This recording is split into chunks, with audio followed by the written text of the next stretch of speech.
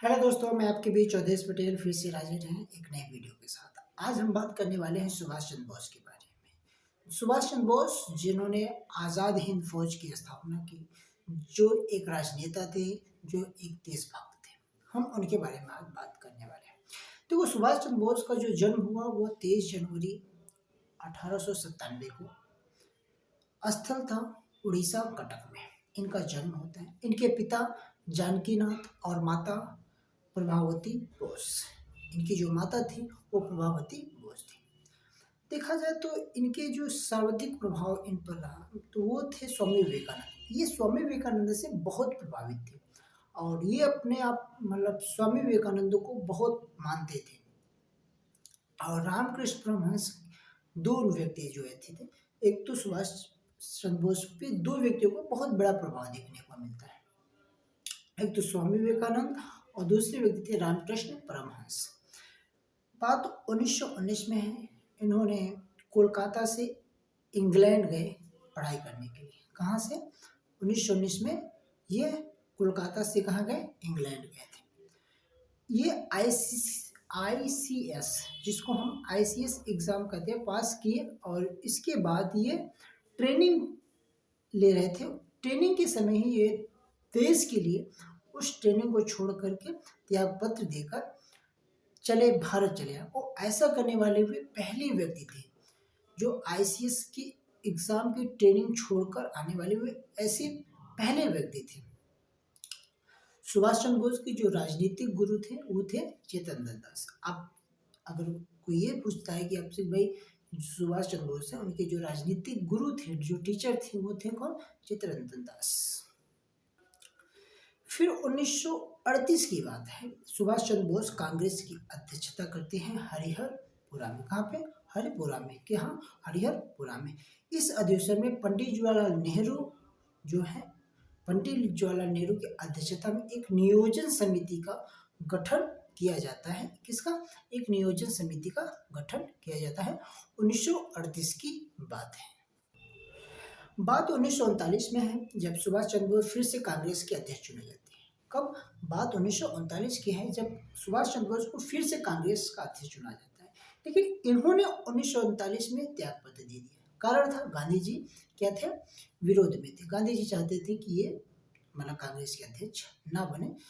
इसके बाद सुभाष चंद्र बोस ने 1939 में फॉरवर्ड ब्लॉक की स्थापना करते हैं, जो कि सैनिक जो थे इनके, इन्हें नेताजी कहकर बुलाते। जो इनकी जो आर्मी थी, सैन्य थे, इन्हें क्या कहते थे? नेताजी कहते थे। यानी कि सुभाष चंद्र बोस को हम नेताजी के नाम से भी संबोधित करते हैं या इन्हें प्यार से हम नेताजी भी कहते हैं। सुभाष चंद्र बोस की जो एक झंडा थी, उस सुभाष चंद्र बोस का एक झंडा था, उस झंडे में उछलता हुआ शेर का चित्र दिखाया गया है। सुभाष चंद्र बोस की जो झंडा था उसमें एक उछलता हुआ शेर का चित्र दिखाया गया है।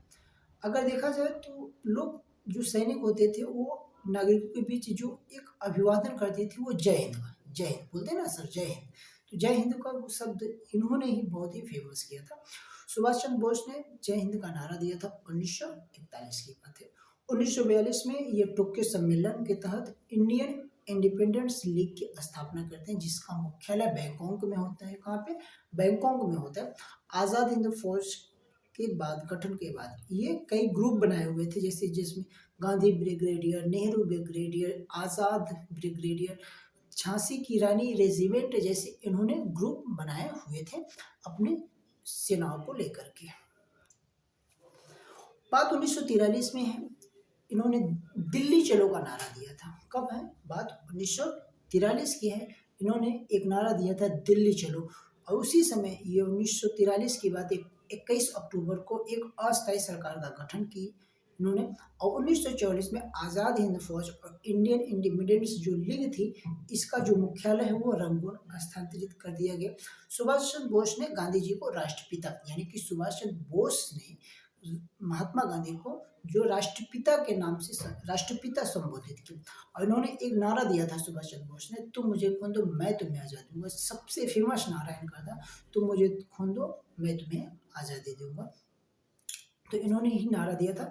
25 अगस्त 1945 का समय, जो 25 अगस्त 1945 के समय कहा जाता है कि ये एक विमान दुर्घटना में इनकी मृत्यु हो सकी, बट आज तक इनकी जो मृत्यु की जो घटना है वो आज भी राज की राज है। किसी को क्लियर नहीं पता कि इनकी मृत्यु कैसे हुई, कहाँ हुई, लेकिन ये विमान से इनकी दुर्घटना में मृत्यु होने का लोग अनुमान या आशंका कहा जाता है।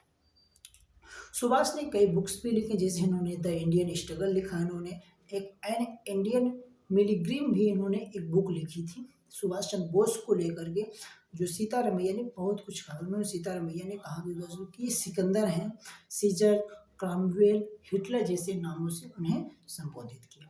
तो ये था आज सुभाष चंद्र बोस के बारे में कुछ इंपॉर्टेंट बातें। अगर आप लोगों को वीडियो अच्छा लगा हो तो आप लोग लाइक कीजिएगा और शेयर कीजिएगा, और हमारे नेक्स्ट वीडियो को देखने के लिए हमारे चैनल को सब्सक्राइब कीजिएगा। Thank you so much.